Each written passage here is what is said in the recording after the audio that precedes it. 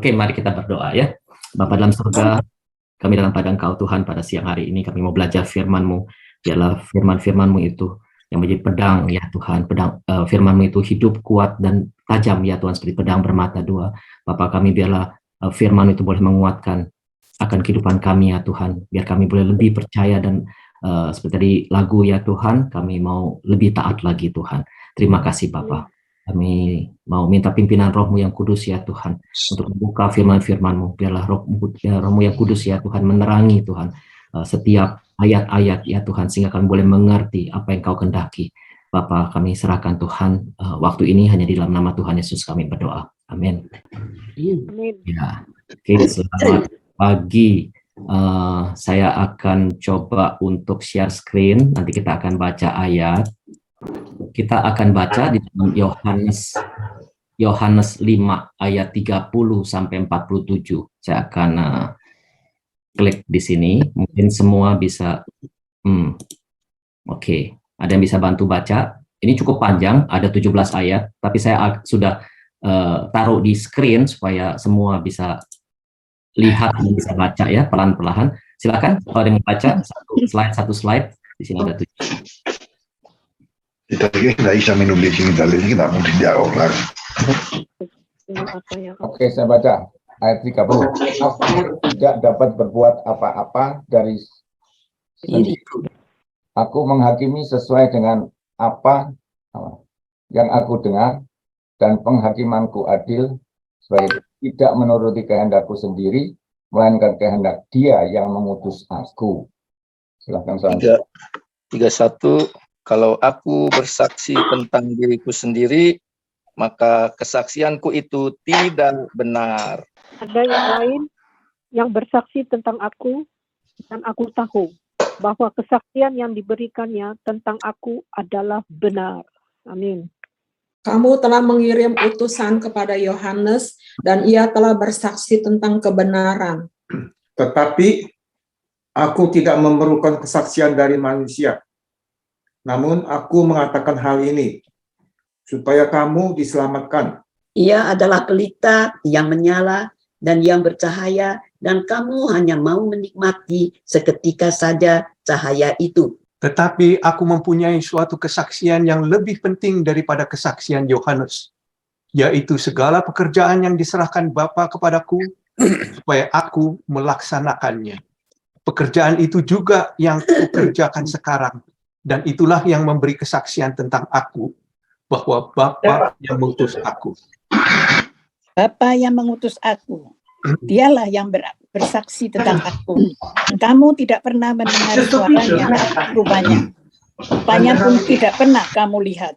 Dan firman-Nya tidak menetap di dalam dirimu, sebab kamu tidak percaya kepada Dia yang diutus. Kamu menyelidiki kitab-kitab suci, sebab kamu menyangka bahwa olehnya kamu mempunyai hidup yang kekal, tetapi walaupun kitab-kitab suci itu memberi kesaksian tentang aku, namun kamu tidak mau datang kepadaku untuk memperoleh hidup itu.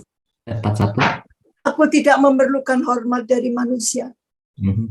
Tetapi tentang kamu, memang aku tahu bahwa di dalam hatimu kamu tidak mempunyai kasih akan Allah. Aku datang dalam nama Bapakku, dan kamu tidak menerima aku. Jikalau orang lain datang atas namanya sendiri, kamu akan menerima dia. Bagaimana kamu dapat percaya? Kamu yang menerima hormat seorang dari yang lain, dan yang tidak mencari hormat yang datang dari Allah yang esa. Jangan kamu menyangka bahwa aku akan mendakwa kamu di hadapan Bapa. Yang mendakwa kamu adalah Musa, yaitu Musa yang kepadanya kamu menaruh pengharapanmu. Sebab kalau kamu percaya kepada Musa, tentu kamu akan percaya juga kepadaku, sebab ia telah menulis tentang aku. Tapi jikalau kamu tidak percaya akan apa yang ditulisnya, bagaimanakah kamu akan percaya akan apa yang kukatakan? Amin. Ya. Masih ingat, ini perikopnya kalau dilihat dari Bible, judulnya adalah kesaksian Yesus tentang dirinya, ya, kesaksian Yesus tentang dirinya. Waktu terakhir pertemuan itu sudah dibaca atau sudah dibahas, di-sharingkan ayat-ayat dari ayat 19 sampai 29. Nah, sekarang kan saya untuk membahas ayat 30 sampai 47 ya. Jadi cukup panjang ayatnya itu dari 19 sampai 47, cukup panjang. Tetapi waktu pertemuan yang lalu itu ayat 19 sampai 29 itu topiknya, kalau saya boleh ambil bisa summarize, itu adalah kesaksian Yesus adalah anak Allah. Tetapi pada saat ini pas waktu kita baca ayat 30 sampai 47 itu adalah kesaksian lain tentang diri Tuhan Yesus. Itu boleh waktu saya baca ya dari 30 sampai 47 itu, wah, saya merasa bacanya sekali nggak cukup karena berulang-ulang Tuhan firman Tuhan itu dijelaskan, saya nggak ngerti-ngerti gitu ya. Tapi waktu baca sekali, 2 kali, 3 kali, saya baru tahu bahwa Tuhan Yesus tuh di situ di-summarize ya, istilahnya tuh kalau kita summarize itu ternyata ada 3 kesaksian dari apa yang kita baca. Nah, kesaksian pertama itu adalah kesaksian dari Yohanes Pembaptis. Itu di ayat 33 sampai 35 ya. Ayat 33 sampai 35 kalau saya bisa share sedikit lagi ya, sebentar saya kalau memungkinkan.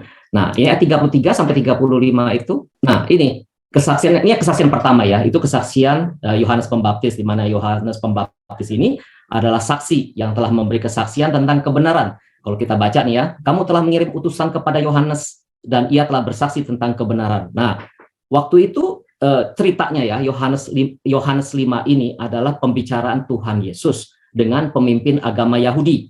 Ya, itu jadi di Yerusalem. Itu kalau kita lihat sebelumnya lagi, tentu ayat 33 sampai 35 kesaksian Yohanes Pembaptis terhadap Tuhan Yesus. Nah, di sini dikatakan ya, kamu itu artinya pemimpin agama Yahudi telah mengirim utusan kepada Yohanes dan ia telah bersaksi tentang kebenaran. Tetapi aku tidak memerlukan kesaksian dari manusia, namun aku mengatakan hal ini supaya kamu diselamatkan. Ia adalah pelita yang menyala. Ia ini siapa? Bapak di surga. Bukan, ia ini adalah Yohanes Pembaptis. Makanya saya bilang bacaannya cukup ini sekali, cukup apa? Kita mesti bacanya tuh gimana ya, berulang-ulang baru. Saya pikir ia ini Tuhan Yesus, bukan. Ia ini adalah Yohanes Pembaptis. Dikatakan Yohanes Pembaptis adalah pelita yang menyala pada saat itu ya. Kan dia bicara nih 33 sampai 35 ini bicara tentang Yohanes Pembaptis. Jadi ia adalah pelita yang menyala dan yang bercahaya, dan kamu hanya mau menikmati seketika saja cahayanya itu. Jadi itu yang kesaksian Yohanes Pembaptis. Kemudian yang kesaksian yang kedua yang di dalam perikop ini adalah kesaksian dari karya Tuhan Yesus sendiri. Nah, kalau saya ambil itu ada di ayat 36.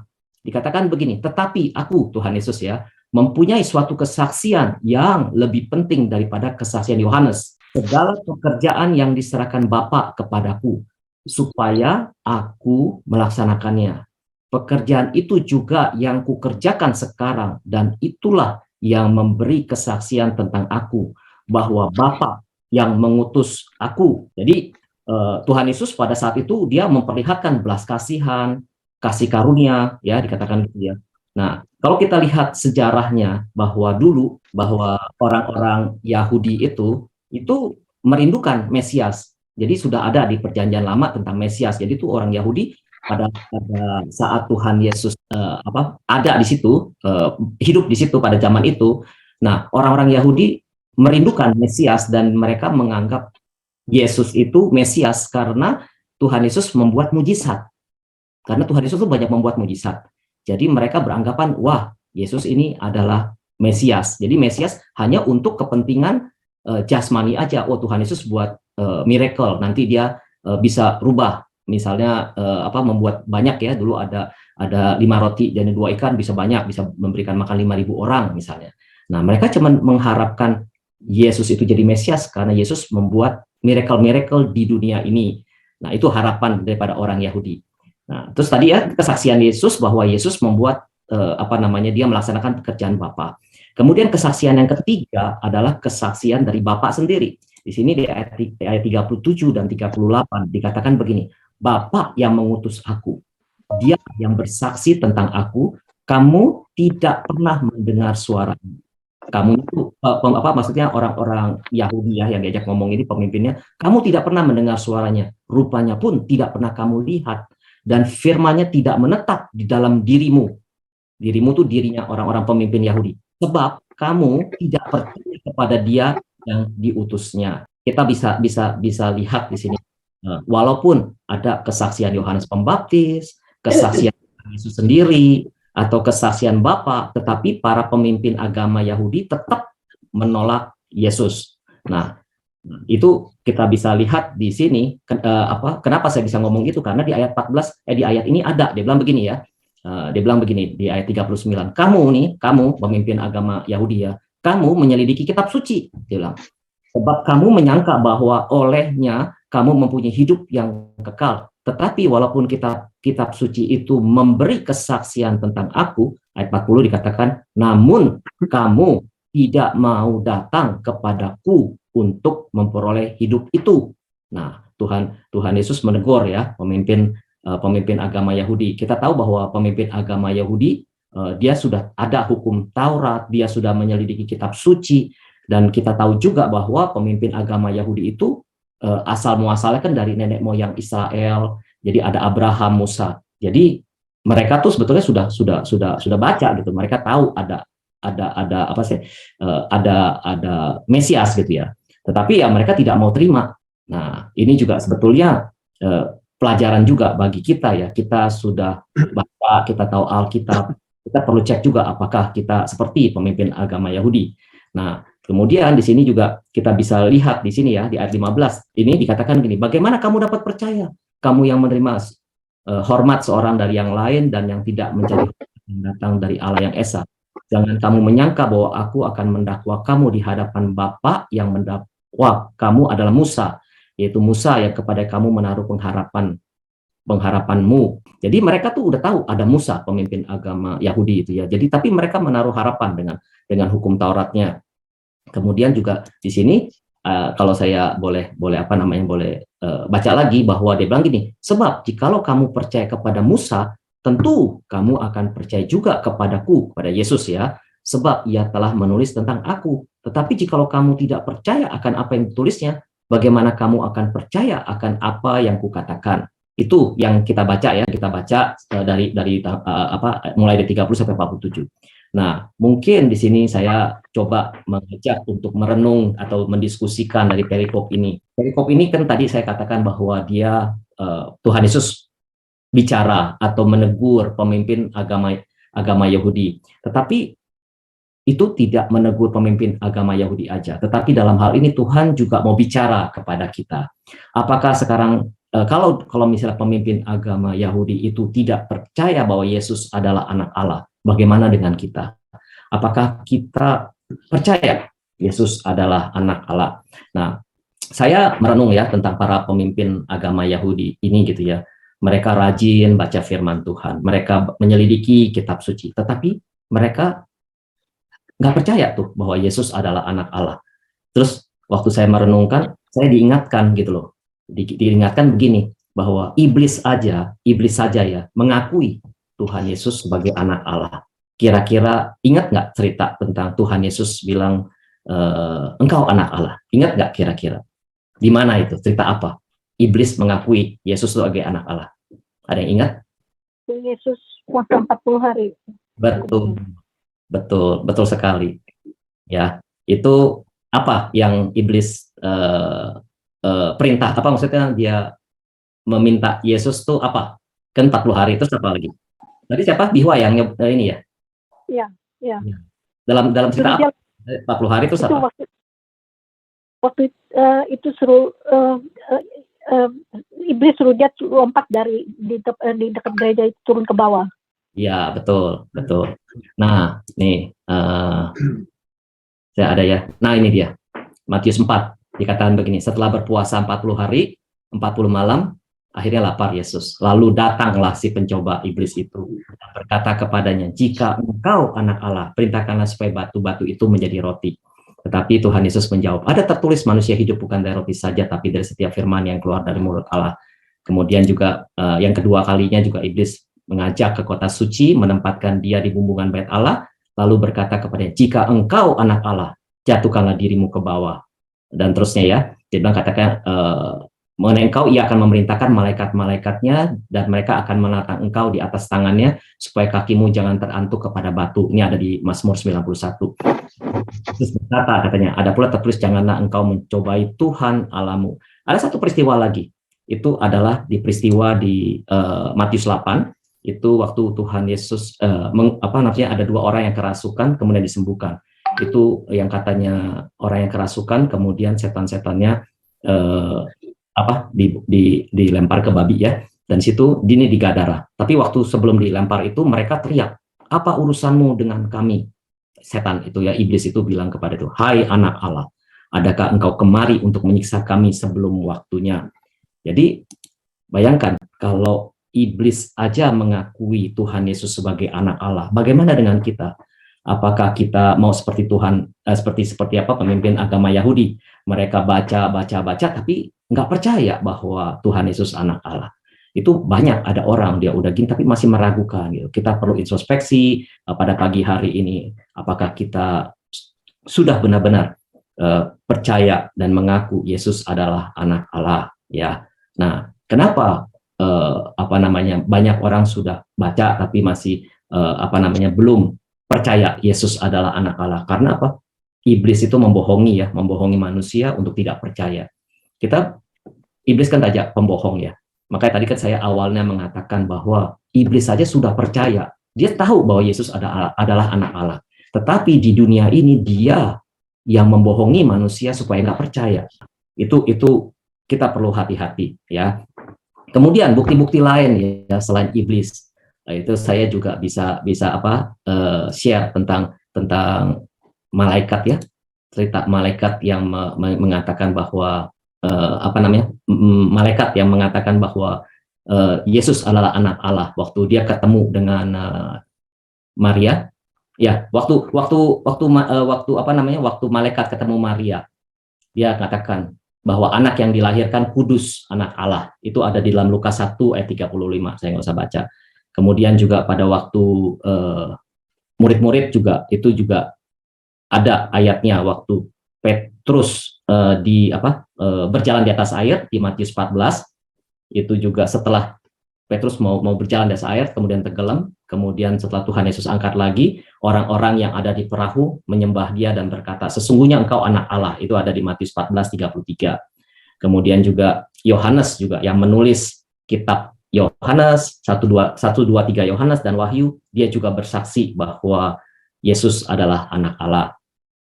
Nah, hal yang kedua yang penting ya, tadi kalau Yesus adalah anak Allah.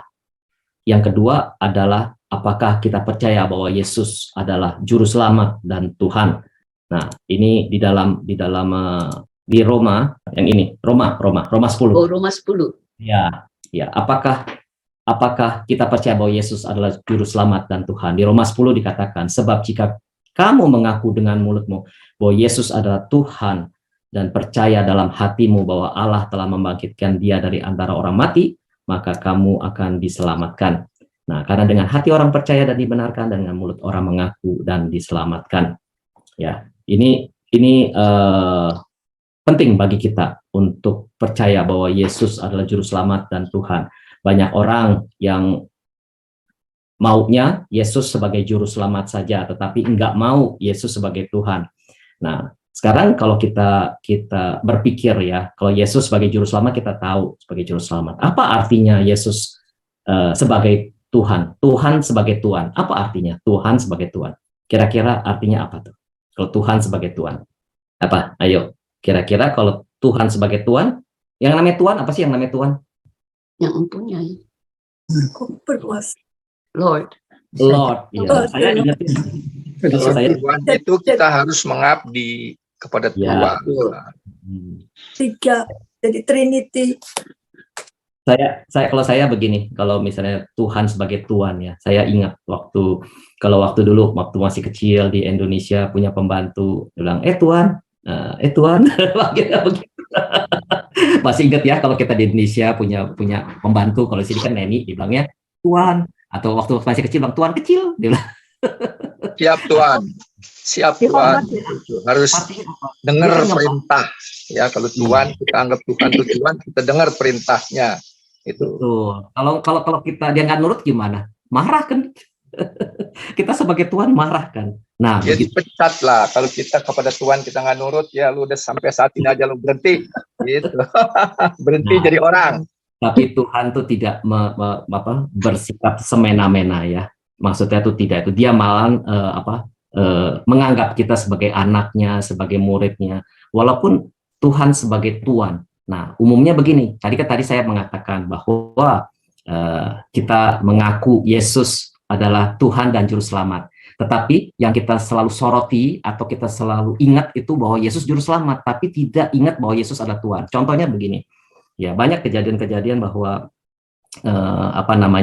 kita mau enaknya sendiri. Apa yang Tuhan perintahkan, enggak kita ikuti. Nah itu yang namanya Yesus bukan jadi Tuhan kita yang menjadi Tuhan diri kita sendiri.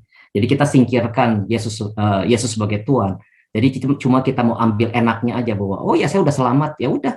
Kita nggak mau menuruti firman Tuhan, ya. Nah, padahal kalau kita perhatikan, kita belajar di sini di ayat di Matius. Nah, Matius 16 ayat 24 dikatakan, lalu Yesus berkata kepada murid-muridnya, setiap orang yang mau mengikut aku, ia harus menyangkal diri, memikul salibnya dan mengikut aku. Sekarang saya mau tanya, kalau misalnya tadi dikatakan siapa orang yang mengikut aku, ya harus menyangkal dirinya, memikul salibnya, mengikut aku. Apa artinya menyangkal diri? Ayo, siapa yang mau coba mengemukakan pendapatnya? Menyangkal diri apa maksudnya? Ayo. Menyangkal ya aku bukan aku, itu menyangkal kan. Nah, yang lain jangan diam ya. Maksud saya biar kita bisa sama-sama bisa saling tukar pikiran. Apa sih menyangkal diri gitu loh. Kalau menyangkal menurut saya tuh deny ourselves, kita mesti berani mengakui apa kelemahan kita, menyadari kekurangan kita.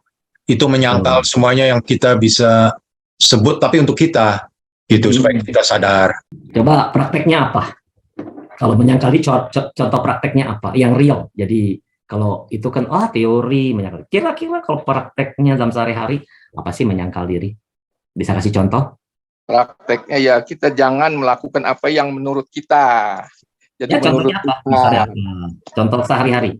Saya boleh ini nggak, Pastor? Boleh dong. Saya soalnya pernah. Ya, ini kejadian waktu saya di Bangkok. Saya kan ikut beberapa gereja yang denominasinya macam-macam. Waktu itu saya ikut, nggak usah saya sebut, tapi kebetulan juga gereja Indonesia. Nah, yang saya tidak ketahui adalah waktu itu gereja itu lagi pemimpinnya tuh lagi suruh ngapalin Mazmur 91. Jadi jemaatnya ngapalin itu, tapi saya nggak tahu. Nah, waktu dibicarakan jadi yang saya ikutin itu adalah kebaktian wanita. Jadi bukan yang hari Minggunya. Dan penyampaiannya adalah saya merasa itu seperti mantra. Nah, jadi saya menyampaikan keberatan saya dalam tanda kutip dan saya bilang bukan Mazmur 91, doa Yobel. Mungkin Bapak Ibu pernah dengar yang tentang doa Yobel itu, ya yang kemah melempar diri ke kanan dan sebagainya. Doa Yobel. Sorry. Nah, saya bilang doanya doa Jabez. Saya bilang kalau menurut saya kok bukan hanya doanya ya. Kita kok harus menggali kenapa doa itu ditulis gitu loh. Kenapa kok Yobel bisa bilang doa itu gitu loh, ya kan? Ada seorang ibu yang memang jauh lebih tua dari saya, tersinggung. Ya kan, tersinggung dan marah. Pokoknya marah sekali dan tahu nggak ini kita disuruh pemimpin kita. Anyway, nah saya tuh kan kaget kan. Nah saya nggak tahu karena kan saya memang bukan ikut gereja situ ya. Saya kan cuma datang untuk kebaktian wanitanya gitu. Tapi di situ tuh Roh Kudus bilang. Karena waktu sebelum saya ngomong, saya tuh tanya Tuhan, saya ngomong nggak? Karena hati saya keriting nih Tuhan. Saya merasa ini salah. Banyak karena ada ibu-ibu juga yang bukan dari gereja situ yang datang kan. Saya nggak mau salah paham. Nantinya jadi mantra ini. Mereka akan berpikir jadi pengajaran materialisme gitu loh, ya kan? Dan saya merasa waktu itu damai sejahtera mau ngomong, makanya saya ngomong gitu. Nah, tapi Roh Kudus bilang, "Nak, kamu datang sebagai tamu, habis kebaktian, ngomong." Waktu itu karena saya sejahtera ngomong, makanya saya ngomong. Nah, terus ibu itu marah. Ibu itu anggota gereja situ. Dan setelah ibu marah segala macam, saya tanya Tuhan lagi kan, "Tuhan kok marah?" Nah, Roh Kudus ngomong, "Nak, kamu mau memenangkan." Ibu itu punya kepahitan, itu yang saya dapat. Karena saya punya vision, dikasih vision waktu ibu itu kecil, dari belakang ibu tuh nangis. Saya kaget. Terus Tuhan Roh Kudus ngomong, "Nak, kamu mau memenangkan ibu itu, kalau mau memenangkan ibu itu minta maaf." Saya terus terang marah, Pastor Riz. Tuhan, kan yang benar saya. Saya tadi mau ngomong aja, tanya dengan Engkau loh Tuhan. Masa saya harus minta maaf sama ibu itu? Nah, disitulah Roh Kudus ngomong, "Kamu mau memenangkan ibu itu, Nak, mau nurut sama saya, atau mau ego kamu?" Itu yang saya bilang, deny yourself, Pastor. Saya nggak tahan, saya ke kamar mandi nangis. "Tuhan tolong, kalau memang saya mau nurut, tapi Engkau tahu, saya nggak." Aduh, saya nangis. Saya tanya loh Tuhan sebelum ngomong, bukan kemauan saya sendiri loh Tuhan. Masa saya harus begitu? Tapi disitulah antara saya mau nurut atau enggak. Nah, tapi saya bilang itulah deny yourself. You want to humble yourself, Irene. And you want, karena saya dikasih visi itu ibu itu ada luka, di mana dia memang kepingin sekali untuk doa Yobel itu bagi dia, karena dia ternyata yang saya tidak tahu adalah punya masalah finansial, atau saya mau menuruti kehendak saya sendiri. Meskipun saya nggak merasa bersalah, toh. Tujuan saya benar toh, motivasi saya benar toh. Nah, tapi saya mau menurut kehendak Tuhan. Makanya Tuhan, Engkau tahu, saya kalau Iron yang dulu, malah mau saya. Saya nangis, Tuhan kalau Engkau mau, mampukan saya karena saya nggak mau. Jujur saya nggak mau Tuhan. Tapi saya mau belajar mentaati Engkau. Saya nangis, puas nangis, cuci muka, habis selesai ibadah, saya dekati ibu itu, "Ibu, maaf kalau kata-kata saya tadi menyinggung ya Ibu." Wah, waktu saya begitu itu wajahnya dia itu rasa seakan-akan bener kan? Itu saya dalam hati itu menjerit, "Tuhan, tolong Tuhan." Seperti Musa yang berdoa, itu dunia tolong teman saya. Tapi saya mau mengambilkan diri. Tetapi sejak itu ibu itu berubah ke saya. Dia terbuka kepada saya dan singkat cerita pokoknya ibu itu baru saya tahu, oh dia itu ada kesulitan keuangan, bla bla bla bla bla. Ya pokoknya disitulah baru saya mengerti setelah itu kenapa Tuhan ngomong, "Kamu mau memenangkan ibu itu atau kamu mau menuruti ego kamu, Andre?" Gitu. Tapi itu maksud saya deny yourself itu, Pastor Lu. Kalau saya salah mohon dikoreksi. Terima kasih. Terima kasih Irene. Ya, menyangkal diri memang tidak mau melakukan apa yang menjadi keinginan sendiri ya. Itu betul. Kita perlu minta maaf, kita humble ya. Kadang-kadang memang gengsi. Nah, jangan jauh-jauh ya. Maksudnya saya sendiri juga sama. Misalnya begini, sama istri gitu ya. Mau nggak saya minta maaf sama istri? Itu kan aduh, gengsi ya sama istri, sama spouse sendiri. Itu menyangkal diri karena dalam perbuatan sehari-hari ya. Gengsi. Jadi kalau kita nggak mau humble minta maaf itu gengsi. Kenapa? Kita menyangkal diri karena keinginan kita itu nggak mau, tapi kita perlu disangkal. Misal begini, ada satu lagi, misalnya praktek sehari-hari ya. Misalnya kita mau baca Alkitab ya, tapi pilih mana nih? Mau baca koran, nonton drama, atau mau baca Alkitab? Nah itu kan penyangkalan hati kita nih maunya nonton, tapi waktunya juga kita harus baca Alkitab. Itu kan salah satu penyangkalan diri juga. Mau nggak kita ke gereja, ataukah kita nonton, atau kita malas bangun, kita nonton aja gitu. Nah itu kan salah satu penyangkalan diri juga ya. Itu praktek aplikasi ya, implikasi di kita. Nah sekarang tadi barang siapa yang mau mengikut aku ya harus menyangkal diri, memikul salib dan mengikut aku. Kalau memikul salib apa artinya kira-kira? Saya mau berbagi ya tentang menyangkal diri ya, Pur. Boleh. Saya ngalami juga pada saat saya mau berangkat piknik, anak saya yang paling kecil saya mau tinggal di rumah, itu rencana saya ya bahwa Kalau saya bawa ini anak masih kecil, umur 3 bulan, anak saya yang paling kecil. Ya, 3 bulan kurang 11 hari. Itu saya tinggal karena anak kecil saya bawa ke tempat yang terbuka, piknik. Nggak ada manfaatnya, dia juga nggak ngerti, kan gitu ya. Kebetulan juga ada di rumah ponakan saya yang kuliah itu mau jagain, ya udah tinggal aja. Waktu saya masuk ke kamar itu, saya lihat itu anak lagi tidur. Saya tanya, yuk kok lama amat sih begini aja, benah-benahin susu dan sebagainya gitu. Apa mau? Itu suara Tuhan mengatakan, angkat itu anakmu juga. Nah, kalau aku nggak menyangkal diri, itu anak hancur. Tapi aku menyangkal diriku, rencanaku aku tinggalkan, ya aku langsung angkat itu anak, aku bawa. Ya karena Sharon nggak dengar suara itu, dia bilang, kenapa you mainin lagi buru-buru, tapi kok dimainin? Enggak, bawa aja. Jadi aku sangkal, rencanaku aku tinggalkan, ya kan, jadi aku dengar apa yang Tuhan mau aku lakukan. 1,5 jam setelah aku di kolam renang di Ancol itu, rumah ambruk. Kalau enggak, itu anak enggak ada sekarang. Dia sudah punya anak 2. Itulah, itu menyangkal diri banyak manfaat dan keuntungannya. Tuhan tahu apa yang akan terjadi. Kita sebagai manusia limited ya. Kita punya pemikiran baru mungkin 1 hari ke depan, 2 hari ke depan mungkin bisa tahu. Tapi nggak tahu apa yang akan terjadi. Kalau kita bersandar, itu kita harus menyangkal diri, tujuannya itu supaya kita diselamatkan oleh Tuhan. Itu aja pengalaman saya yang saya alami. Thank you. Terima kasih Om Tirta. Jadi tadi menyangkal diri, memikul salib ya. Kalau memikul salib kita menjalani hidup ini seperti serupa dengan Tuhan Yesus. Jadi kita mati terhadap hal-hal yang nilai dunia. Mungkin kalau kita dulu saya juga punya ambisi misalnya, pengen kaya, pengen punya jabatan.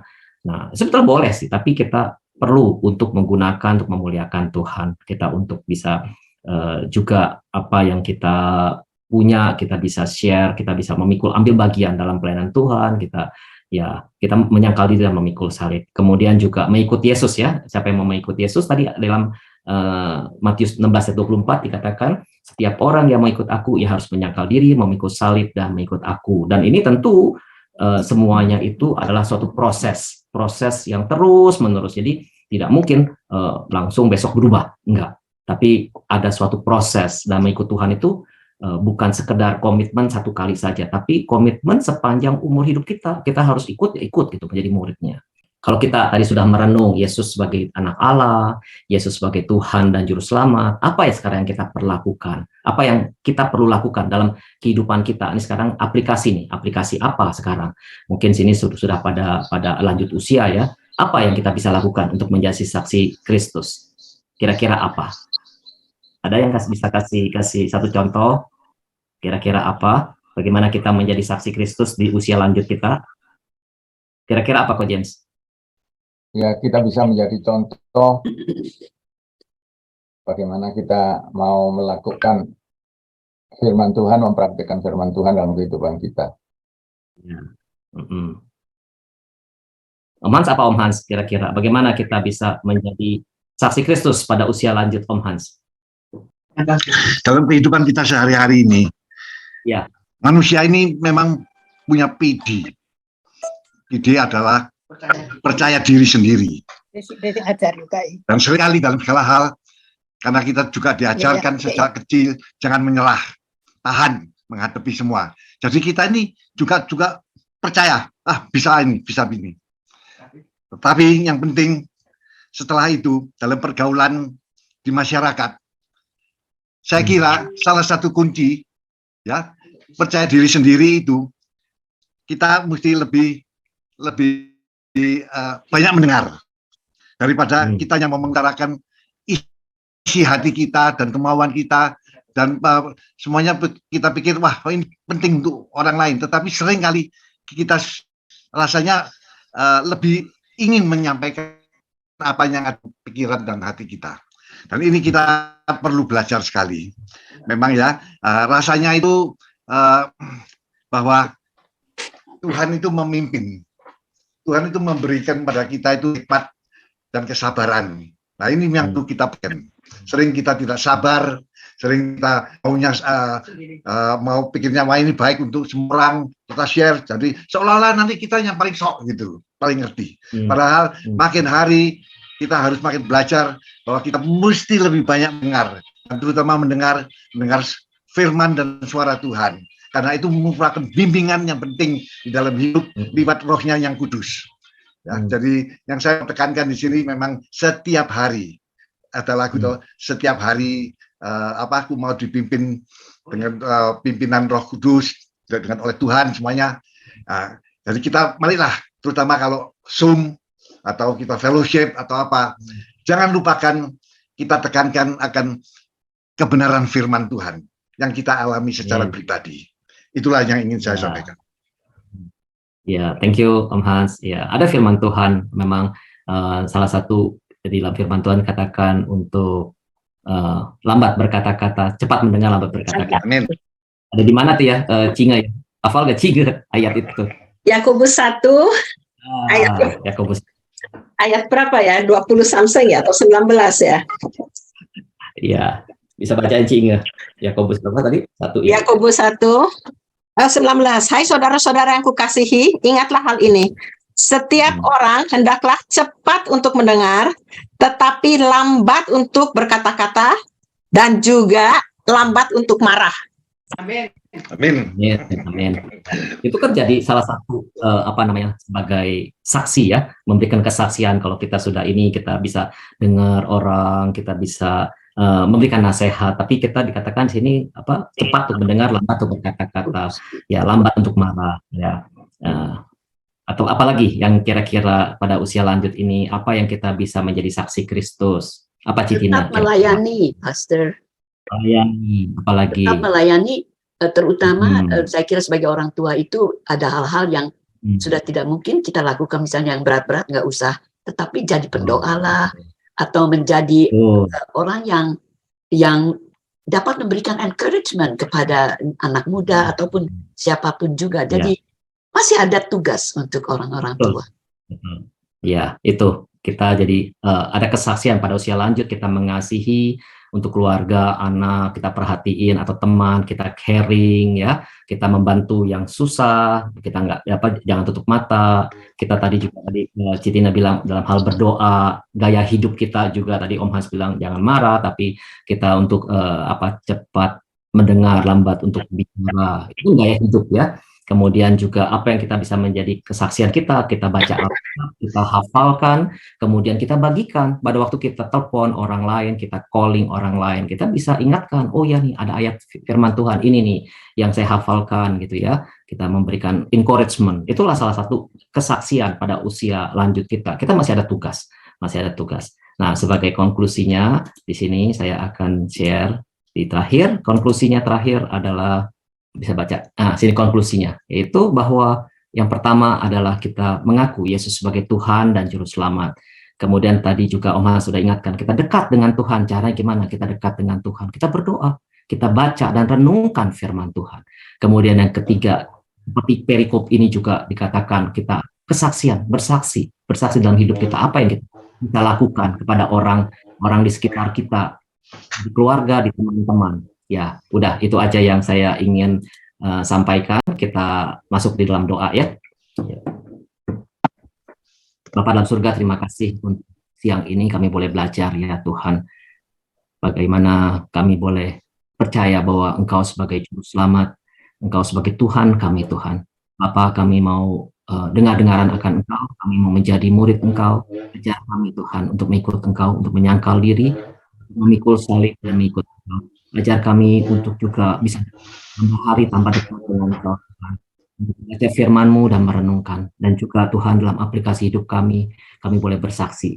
Bapak terima kasih kalau Engkau memberikan kami kehidupan pada kami Tuhan. Bapak kami berdoa ya Tuhan, minta pimpinan Engkau Tuhan, biar damai sejahtera dan sukacita pada Engkau saja turun di atas kami Tuhan. Kami mengucap syukur kalau Engkau senantiasa ada di samping kami. Terima kasih Bapak. Syukur Engkau bless anak-anak-Mu yang sudah mendengarkan firman-Mu ini Tuhan.